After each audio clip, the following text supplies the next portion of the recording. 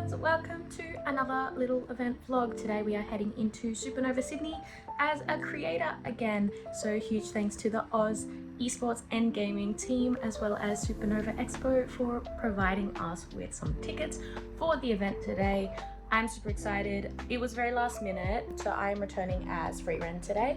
Alk 3D printed my staff head and bottom, so this is all new, and he finished it up this morning, which is great.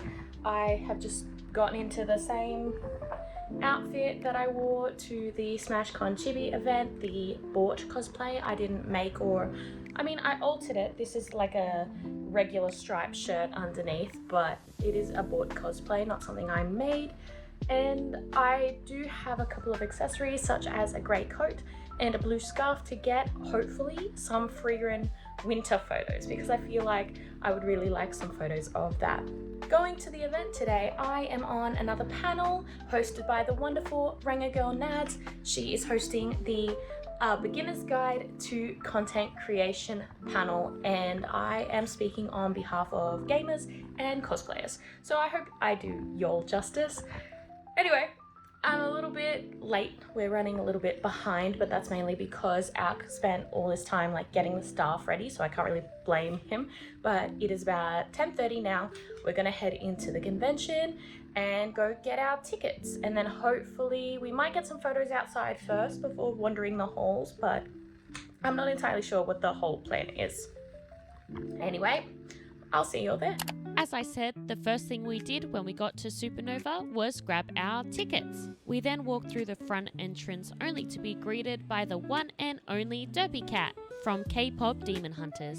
Alk then caught sight of the Magic the Gathering booth, and since the Marvel Superheroes Universe Beyond set was just released, they had some welcome decks. Alk and I picked up a welcome deck each and played against each other. We only had time for about one game before we continued on our way, and of course I got distracted by the sword stands. I was very surprised that they had K-pop Demon Hunter weapons, though they were foam, and sadly I did restrain myself and didn't end up buying a sword at this convention. I'm very disappointed about it.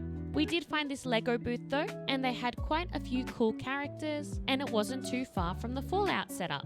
M&M's was also a sponsor for the event, and they had a place that you could do a fit check, get a little video with one of the M&M's of your choosing, and of course after the video was recorded you could get it sent to you, and was also given a bag of M&M's too. We found some retro consoles, and I was really happy to see Banjo-Kazooie up on the screen. And as we were walking around, we found the Soy Toy Club stand. I absolutely love Soy Toy Club. I do have a few of their clothing items, which I've even taken with us on our trip to Japan, and they have so many cute designs that I want to buy, or collab with. So Soy Toy, if you see this, hit me up.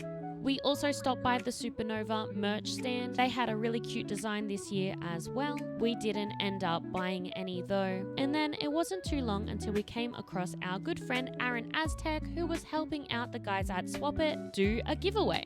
They were opening some TCG packs, including Pokemon, One Piece, and some baseball cards, if I remember correctly. And throughout the whole event, as they were opening packs, they were giving out packs to the audience to open as well. We didn't pull anything too amazing, but I was still pretty happy with our card that we got, though some crowd members pulled some really cool cards, including a super rare Luffy card from the One Piece collection. It was wonderful to see the guys at Swap It and Aaron having such a ball giving away these packs, and afterwards Alk was even allowed to go through the One Piece bulk to choose some characters that he wanted. We then continued around the stalls and tried our best to find some unique items. We also went by Matcha Yume, and I was really craving something to drink right now, but we decided to return later. There were quite a few crochet plushies, especially from this one store, oh so stitched, and they were super cute. I feel like handmade items definitely draw me in a lot more. We also got distracted by the smell of these wonderful thick cookies, though we did also restrain from buying them. And we went over to where they had some of the medieval stalls with some themed cloaks, herbs and resins for general well-being. And then we came across this really cool antique store where they had a bunch of butterflies and insects on display for people to buy. We see these types of things at oddities and curiosities later on the year, but it was super cool to actually see it at Supanova as well, and some of the insects were really pretty. There were also a few gift shops that had things I hadn't quite seen before. I saw some Dark Souls statues and a lot of random memorabilia. There was this really cool jewelry store here. A lot of the jewelry was themed around swords and crowns, which of course is right up my alley. And of course I took a peek at the tankards and the armor as well. Soon we started to head outside because we wanted to check out the other areas.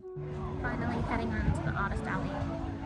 To get to the artist alley, we did have to walk amongst the food trucks, and oh my god, they were making me hungry. Everything smelt so good. But I made a beeline for this one store that was recommended by our friend Ani, so I could pick up a Yakult air freshener for our car.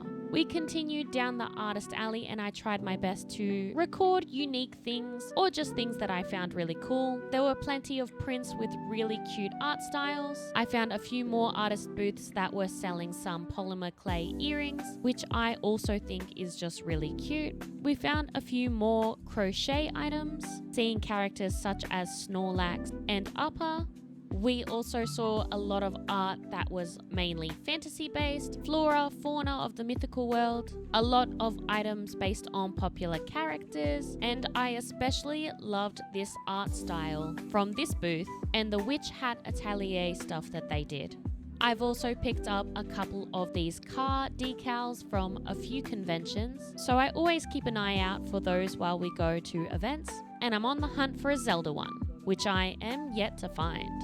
Overall, there were quite a few artists in Sid Nova's Artist Alley, and even though our day was kinda rushed, I was glad that we could stop by and check out a lot of the booths. After we were finished in the Artist Alley, it was time to start heading over to the main building. We did see this Supergirl installation because the Supergirl movie was just coming out, so I lined up to get a photo because I thought the statues and the whole installment was really cool. I also watched the newer Superman movie when it came out in cinemas, so I'm kind of looking forward to actually seeing the Supergirl movie myself. Not that I'm too much of a DC fan though. Once I organised to have that photo sent to me and I won a little Supergirl comic, we returned to the matcha store so I could pick up a drink. I of course got the one with white chocolate bits in it. It was super tasty. And then it was time to head to the Supanova gaming stage, where we were invited to participate in a panel hosted by the wonderful Ranger Girl Nads on content creation. As I said at the beginning of the video, I was sharing my experience as a Twitch streamer and cosplayer alongside the lovely Aries Fairies and Oh My Stella, who brought in opinions about VTubing and beauty and lifestyle experience in the content creator industry. I think there are pros and cons to both, definitely. So I've always been a variety creator. I've always created content that I've just wanted to create, but I have had little periods of time where I fit into like a little niche. One of the current projects that I'm known for, like at the moment, I've been creating all 31 masks from Majora's Mask. I am a big Zelda fan, and a lot of people now know me as the Zelda Mask girl, but that also hasn't stopped me from creating my other content. It just kind of gives that other content a little bit more of a boost as well, but people are finding me from the Zelda stuff. However, I have seen in both streaming and cosplaying that being in a niche category will burn you out, and viewers do get tired of seeing the same things over and over again. So eventually, once, like, I've seen streamers play like Apex Legends for years, but eventually they get tired of it and start to play another shooter.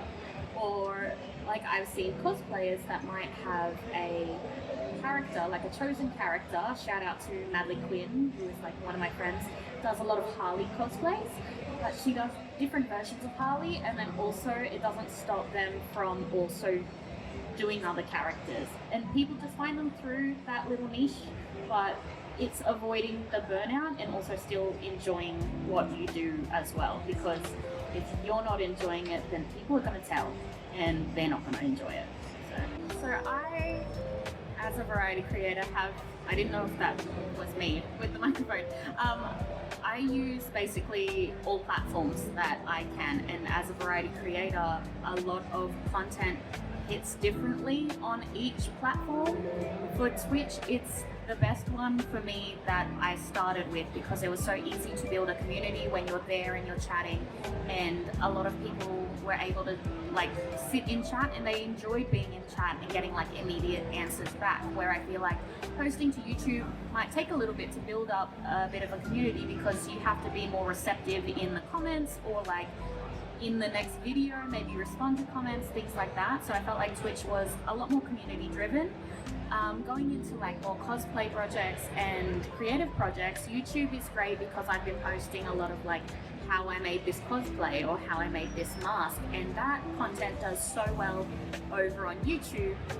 And it is, like I mentioned, a lot easier to post on YouTube for me personally because I don't have to be present for 4 hours like right after work or anything anymore. But you just kind of, I don't know, go with what works. Obviously for like photos of cosplay, Instagram will be your best bet. It acts as a portfolio, and then you can post any short form content like your reels, how you made cosplays, or even you at events in cosplay to your Instagram. And then yeah, TikTok is basically whatever I post on reels on Instagram, I post to TikTok as well. A huge thank you to everyone who attended the panel. I think it was a success, and once that was over, Alk and I went to the park nearby and took some photos as Freerun. And that is our Supanova done. I hope you all enjoyed the vlog. Thank you so much for watching. Please feel free to like and subscribe, and I'll see you all in the next video.